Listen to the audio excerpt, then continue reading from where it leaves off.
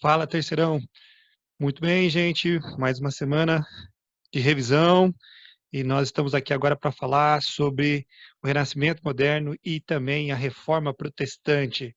Espero que hoje nós possamos, então, transcorrer esse conteúdo com vocês aí de forma adequada, para que assim vocês consigam estudar um pouquinho mais, né?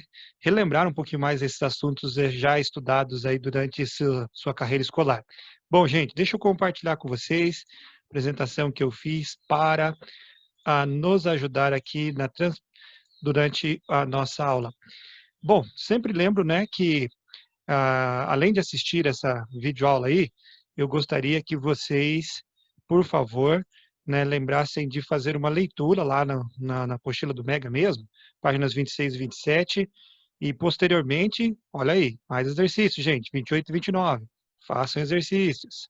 Sexta-feira estaremos lá para corrigir de vocês, tanto na sala virtual, como também através do fórum, vocês podem tirar suas dúvidas, estamos aqui à disposição de vocês para ajudar no que for necessário. Vamos lá fazer exercício, pessoal, certo? Bom, participem no fórum e vamos em frente aí. Bom, vamos então fazer essa revisão aí. Sobre renascimento, sempre vem à mente para nós, talvez aqueles que já estudaram lá, já estão na escola há muito tempo, estudaram comigo no 7º ano, a nossa musiquinha do renascimento. Não sei se vocês lembram, mas vamos relembrá-la aí, tá legal?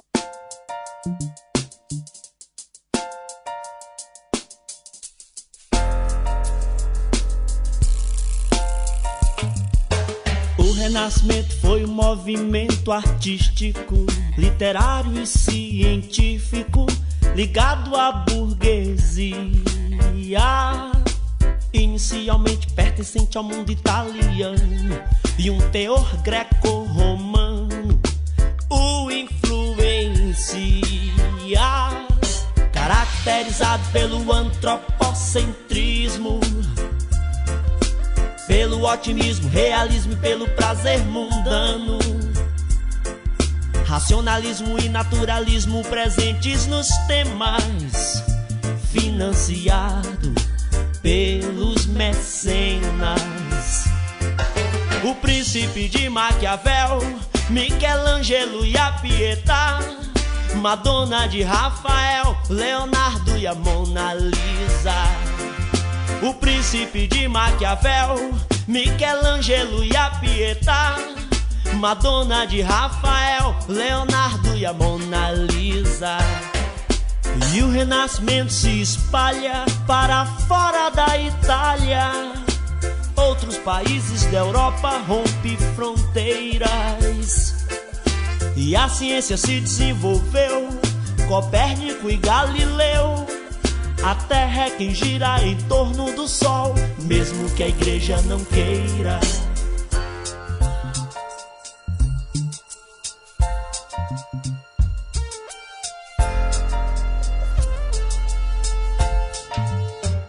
O Príncipe de Maquiavel, Michelangelo e a Pietà, Madonna de Rafael, Leonardo e a Mona Lisa.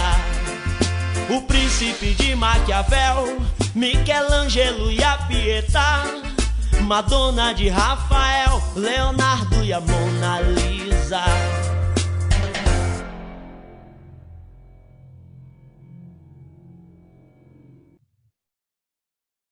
Então, tá aí, ó.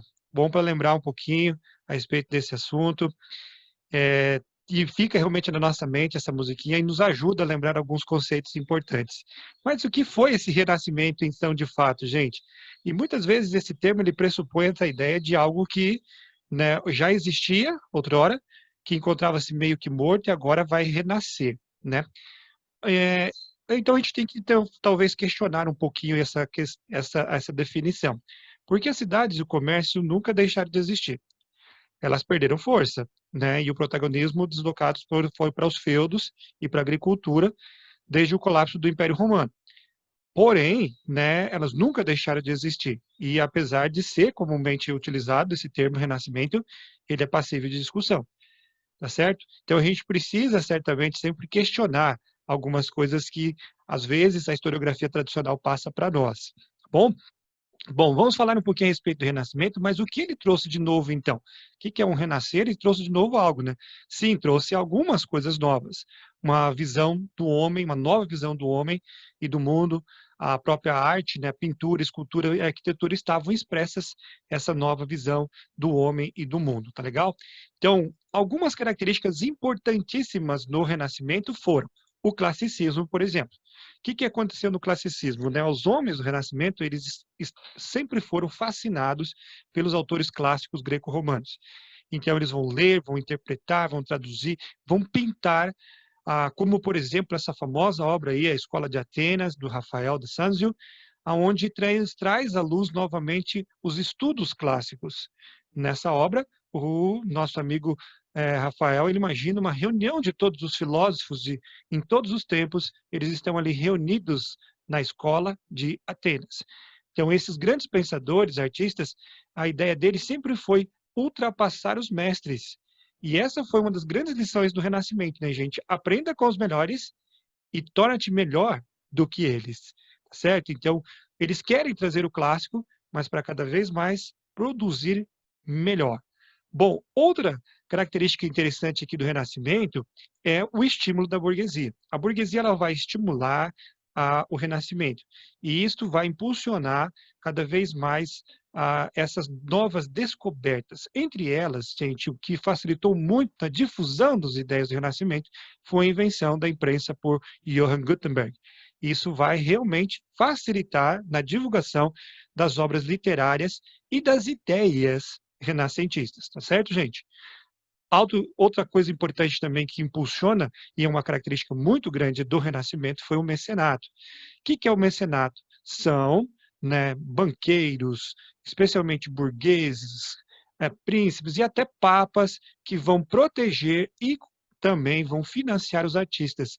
Esses camaradas vão ser chamados de mecenas, protetores e também financiadores dos artistas. Outra característica importante do Renascimento, gente, é o humanismo. Então, ele vai ser praticamente o núcleo da mentalidade renascentista, certo? Vai criar, né, nesse sentido aqui, o que acontece? Que o homem, ele se torna capaz, especialmente, né, de produzir mais, em contrariedade com a ideia da Idade Média, né? Agora que o homem, ele se torna realmente capaz de produzir cada vez mais. Então, isso se foca muito no humanismo. E nisso nós temos o antropocentrismo. O antropocentrismo é a ideia de que o homem vai ser colocado no centro. Olha o homem vitruviano aí do nosso amigo Leonardo da Vinci. Então, concorre com a ideia do teocentrismo da Idade Média. O antropocentrismo vem substituir essa ideia, então, do teocentrismo, ou seja, de que Deus estaria no centro, de fato, a igreja, né, durante a Idade Média. Certo, gente? Então, agora passa uma nova visão, que é o homem que passa a ser o centro. Bom, outra característica é o racionalismo. No campo da filosofia, não se chega a duvidar da existência de Deus. Mas o racionalismo procura o quê? Procura que, né, mostra que explicações racionais, científicas a respeito das coisas, não apenas baseadas em costumes religiosos. Então, procura-se sempre, né, explicações racionais e científicas dos fatos. Outra característica é o experimentalismo. Então, como eu vou explicar isto? Vou através da comprovação na produção científica, né? Então, vou comprovar através da produção científica. Então, o experimentalismo. E outra característica é o individualismo, que vai ser em oposição ao coletivismo e ao corporativismo também da era medieval. Agora, os seres humanos da Renascença, eles vão valorizar muito mais essas ações individuais. Tá legal, galera? A Península Itálica foi o berço do Renascimento. Por que isso aconteceu? Diversos são os fatores, eu elenco para vocês rapidamente aqui. Primeiro, né, e talvez o mais importante, foi o desenvolvimento da classe mercantil na região, ou seja, os burgueses que vão estar dispostos a patrocinar, proteger os artistas, os chamados mecenas, e também vão querer consumir, ou seja, comprar estas obras. Então, isso vai fortalecer. A Itália vai ser esse berço justamente do Renascimento por causa da grande quantidade de pessoas que estavam dispostas a fazer isso. Também, alguns intelectuais vão ter contatos com os estudos clássicos, especialmente advindos dos comerciantes genoveses e venezianos, que no seu comércio com o Oriente trazem também algumas dessas ideias, trazem também materiais, fontes, nos quais os intelectuais vão poder beber essa nova fonte aí beber novamente nas fontes clássicas. Na Itália também tinham já diversos testemunhos da antiguidade, uma das grandes características do Renascimento, que é o renascer da cultura clássica. E também a independência política das cidades italianas incentiva justamente o individualismo e a liberdade de comércio. Então, essas são algumas das razões do porquê a Itália foi o berço do Renascimento. A arte do Renascimento, gente, ela é caracterizada por grandes novidades. Elas buscam um certo equilíbrio, uma elegância, um rigor, especialmente nos detalhes, para poder retratar o quê? Cenas do cotidiano, da vida dos mecenas, certo? Também temas religiosos e mitológicos estão expressos aí, muitos temas religiosos, e isso mostra justamente a contrariedade que muitas vezes as pessoas tinham, né? Ah, Renascimento é contra Deus, contra Deus. Não, muitos artistas renascentistas, eles foram extremamente religiosos. Um excelente exemplo é o próprio Michelangelo, entre outros, tá legal? Então, mas ao contrário dessas produções medievais, os trabalhos renascentistas, eles trabalham, né, querem enfatizar, assim, o homem por inteiro como a maior obra da criação. O retrato aí justamente da criação de Adão, do homem, né, feito por Michelangelo, expressa justamente isso. Agora aqui nós vemos, gente, as escolas renascentistas. Nós temos três principais. A escola florentina, aí da região do mais ou menos do ano 400, né, que chama também alguns lugares de 400. Dos dois, nós principais, nós temos Donatello e Sandro Botticelli. Donatello, além de escultor em bronze, ele também foi pintor. Ele pintou a famosa obra São Jorge, né, que é a morte do dragão pelo São Jorge. E também nós temos Sandro Botticelli, que vai fazer o Nascimento de Vênus, uma obra conhecidíssima também do Renascimento. Da escola veneziana, que é a época de 1400 a 1500, nós temos aí obras muito ligadas à religião. O Jacopo Comin, ele vai trabalhar justamente com a questão da transfiguração, e Tiziano Vecellio também sobre a crucificação de Cristo. Então, você vê muito voltado para esses fins até religiosos. Mas a mais conhecida de todas as escolas renascentistas foi a Escola de Roma, liderada por artistas como Rafael, que nós vemos aqui, justamente aqui, né? A Escola de Roma. Aí nós temos também Leonardo da Vinci, talvez o maior e mais conhecido de todos os artistas renascentistas, com aí nossa querida amiga Mona Lisa e também a Última Ceia, presente aí retratada por ele. Mas também temos Michelangelo, grande Michelangelo, o artista Michelangelo, que se destacou como escultor, como pintor, arquiteto, né? A criação dele aqui pintada no teto da Capela Sistina, volto aqui para vocês verem, esse é o teto da Capela Sistina, e aqui você vê o detalhe da obra, que é um daqueles quadrinhos ali, que é a obra da criação do homem, tá bom? Mais ao fundo aqui você verá também toda a obra no teto da Capela Sistina, e no fundo a obra O Juízo Final, também de autoria do nosso querido amigo Michelangelo. Michelangelo também, como eu disse para vocês, foi escultor, Pietà, ele, de acordo com a musiquinha até, né? Davi, o rei Davi. Note o realismo dessa escultura, gente, uma escultura que tem ali as veias bem ressaltadas, então algo realmente muito realista expressado por nosso amigo Michelangelo. E na literatura renascentista? Na literatura renascentista, nós vamos ver o seguinte, algumas características interessantes. Os escritores renascentistas vão começar a escrever na sua própria língua. E essa é uma tendência que valoriza justamente a formação dos estados modernos. A gente vai ver isso também presente na Reforma, né? Que querem trazer agora também a Bíblia na língua do próprio povo, certo? Então, enfatizando também o nacionalismo. Na literatura, nós temos homens como o próprio Maquiavel, que eu mencionei para vocês, viram anteriormente ali, uma das grandes obras da época, né, escrevendo O Príncipe, mas também vemos obras que vão tentar romper com a sociedade religiosa e muito estruturada em torno da igreja. Aí começam realmente a questionar muitos dos abusos da sociedade daquela época. E aí, por exemplo, o exemplo é Dante de Alighieri com a Divina Comédia, uma obra em que ele faz uma crítica à sociedade em que ele vivia naquela época, certo? Então, bem interessante. Outras obras, aí você vai ver também, por exemplo, é, Erasmo de Roterdã, que escreveu Elogia à Loucura, Thomas Moros, onde escreve a Utopia. Nós temos também a William Shakespeare, né, produzindo demais durante esse período. Nós temos aqui também retratado para vocês aí os Lusíadas, do nosso amigo Luiz Vaz de Camões, que ele ressalta a história de Portugal, mas também mostra a sua insatisfação com sua pátria, pelo menos pelos caminhos trilhados por ela. Legal? Dentro da ciência renascentista, nós temos alguns aspectos interessantes também a ser destacados aqui. Apesar da igreja não querer, né, algumas coisas começaram a serem redescobertas aqui, interferindo muito, muito mesmo em algumas convicções da igreja.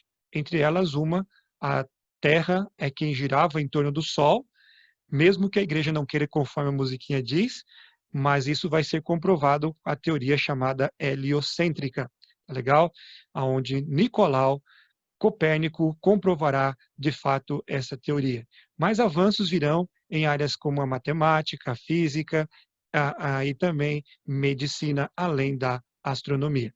Na ciência renascentista, gente, nós vemos aqui a necessidade de explicar os fenômenos naturais de modo mais racional, levou à experimentação. E aí isso vai acabar, né, desenvolvendo cada vez mais a ciência. Dois nomes muito importantes aqui nessa área da ciência renascentista, nós temos o Francis Bacon, que vai trazer para nós o método científico, e René Descartes, o pai do racionalismo. Nós temos também Giordano Bruno, que vai romper com aquela visão aristotélica de um mundo estático, segundo a ideia de seguindo, na verdade, sugerindo a ideia de um universo infinito. Esse camarada vai ser morto na fogueira, nós vamos ver um pouquinho mais à frente ali. O Galileu Galilei também, muitas vezes ameaçado pela igreja, ele vai aperfeiçoar o telescópio e também comprovar definitivamente a teoria helocêntrica de Copérnico. Ele foi obrigado a se retratar perante a igreja das suas ideias. Bom, então vamos falar rapidamente sobre a reforma, gente. A reforma, alguns fatores que vão impulsionar a reforma protestante. Primeiramente, fortalecimento da burguesia, que vai facilitar o renascimento, mas também a reforma protestante, porque eles vão colocar diante de fato aqui contra os valores impostos pela Igreja Católica. A Igreja Católica tinha a teoria do preço justo, né, que era pregada pelo clero. O lucro, por exemplo, ele deveria ser limitado, e a usura, que é a cobrança de juros, era banida, era considerada pecado por eles. Então, não era condizente com a fé cristã. Mas a burguesia não aceitava isso, então ela se impõe aqui quando vêm os pensadores reformadores, eles vão certamente apoiá-los, porque os pensadores reformadores vão tirar justamente essa ideia da usura como sendo pecado, tá bom? Então, outro fator importantíssimo foi a formação das monarquias nacionais. Com os estados novos sendo criados, queremos também igrejas nossas separadas do Estado. E isso realmente os reis não querem mais, né, juntar o seu poder com a igreja, ou dividir o seu poder com a igreja. Legal? Outra coisa que vai influenciar vai ser o espírito humanista, vindo da Renascença, né? Os intelectuais aí da Renascença vão ajudar bastante nesse sentido aqui, na forma de compreensão do ser humano, essa nova forma de compreensão do mundo também. Outro aspecto que vai facilitar bastante, né, vai ajudar bastante, vai ser o desejo de diversas pessoas da livre interpretação da Bíblia. Homens sinceros dentre esse meio querem buscar uma livre interpretação da Bíblia, não mais uma interpretação somente pautada pela igreja, certo?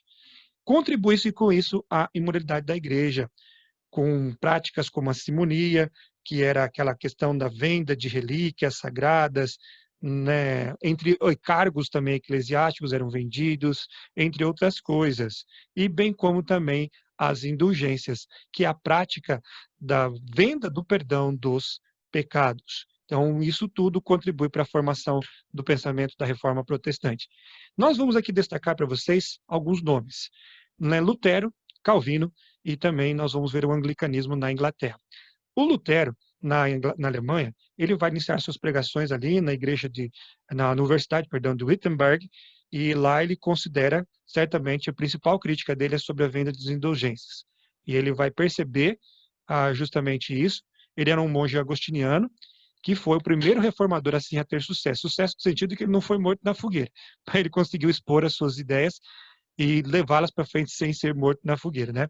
E ele vai questionar, especialmente, essa questão aí da venda das indulgências, fazendo duras críticas a essa venda de indulgências, relíquias sagradas, entre outras coisas. Bom, as vendas de indulgências para ele foi o calo dele. As 95 teses foram um tratado sobre isso. Ele acredita que essa venda de indulgências é inaceitável, é um abuso que a igreja faz. Aqui embaixo você percebe algumas das imagens onde eles estão vendendo essas indulgências que seriam né, como se fossem um recibo, um tratado ali que o perdão dos pecados seriam concedidos tanto a pessoas que estavam ali, como também a parentes já mortos, né, que poderiam ser requeridos, então, essas indulgências aí. Legal? Insatisfeito com tudo isso, ele vai pregar as suas críticas vai fazer as 95 teses e vai pregar aqui na igreja do Castelo de Wittenberg como protesto direto a essas vendas de indulgências e ao comportamento imoral do clero, tá certo? Lutero, lógico, é levado a se retratar, mas não aceita essa retratação e ele vai ser excomungado da igreja. E a partir daí, então, ele escreve diretamente contra a igreja em diversas situações. Ele retrata em diversas dos seus escritos algumas das suas principais crenças. Primeiro, o fiel ele é templo do reino de Deus e seu contato com ele deveria ser direto, não com não com o intermédio de um sacerdote, por exemplo. Para ele, a salvação é somente ocorrida pela fé, né, vindo do apóstolo Paulo, certo? Há também a abolição dos sacramentos, exceto dois, o batismo e a comunhão, a ceia. Ele condena a veneração a santos e a imagens, ele cria também o fim do celibato clerical. Para eles, os cultos deveriam ser na língua do povo, como também os escritos deveriam ser na língua do povo. Ele vai providenciar um Novo Testamento em alemão. E a Bíblia, para ele, era a única fonte de autoridade que deveria ser examinada pelo fiel cristão. Tá legal? Aí temos o calvinismo, João Calvino, que ele vai manter várias das bases do luteranismo. Sacramentos, o culto às imagens e aos santos, o livre exame da Bíblia, a salvação pela fé e uma igreja nacional, como aconteceu no luteranismo. A radicalização das ideias de Calvino estão em duas coisas.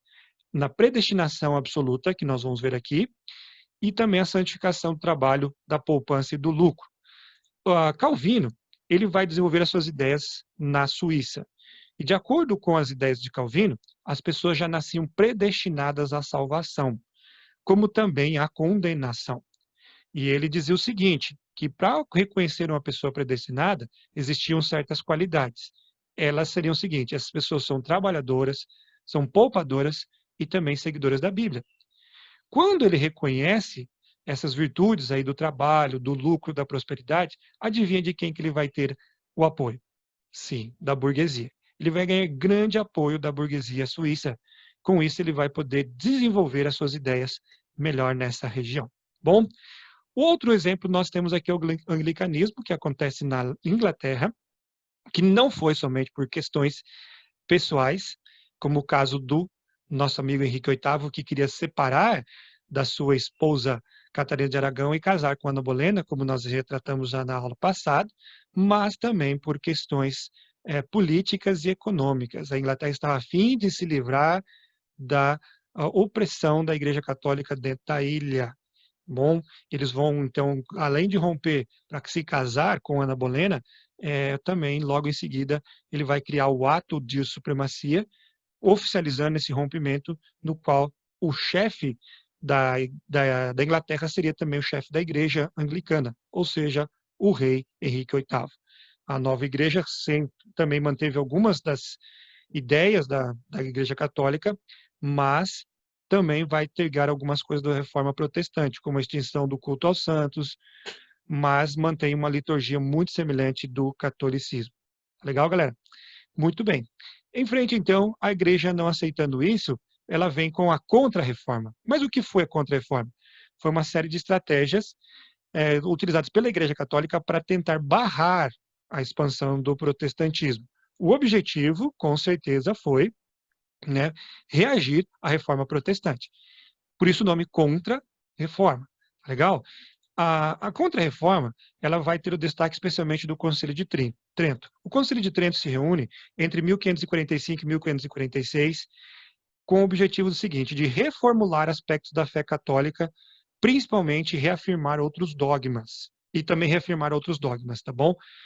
Que dogmas eles queriam reafirmar? A transubstanciação, aqui a transformação literal dos elementos da ceia, né, do pão e do cálice, no corpo e no sangue de Cristo. Tá? A salvação da alma deveria ser não somente pela fé, mas também por obras. A veneração aos santos, os 7 sacramentos e não somente 2, como os protestantes queriam, e também a reafirmação do celibato clerical. Tá legal? E também eles vão trabalhar com a moralização da igreja, acabar com a venda de indulgências e desses cargos eclesiásticos, o chamado a simonia. Aí eles vão estabelecer 3 pilares, que é o index, a reativação dos tribunais de Santo Ofício e a ação da Companhia de Jesus. O que foi cada um deles? O index era uma lista de livros proibidos para que o cristão pudesse ler, o católico pudesse ler. E entre esses livros estavam versões bíblicas dos reformadores, na língua original, né, livros de Lutero, de Erasmo, entre outros.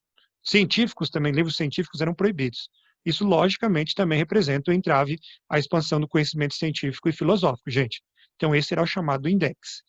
Temos também a Inquisição. É assim, aquela Inquisição, aquilo mesmo que o pessoal queimava o pessoal na fogueira, é isso aí. Para combater as heresias, já na época da Idade Média já era feito isso. Aí, eles caçavam esses hereges. Quem que eram os hereges? Os hereges eram aqueles que iam contra os dogmas católicos. Então, eles eram perseguidos, levados a tribunais. Se eles suplantassem mediante a tortura, porque era feita uma tortura, aí tudo bem. Se não, né, eles eram levados à fogueira. O Galileu, por exemplo, Galileu Galilei, que acaba sendo obrigado a renegar a teoria heliocêntrica por causa disso.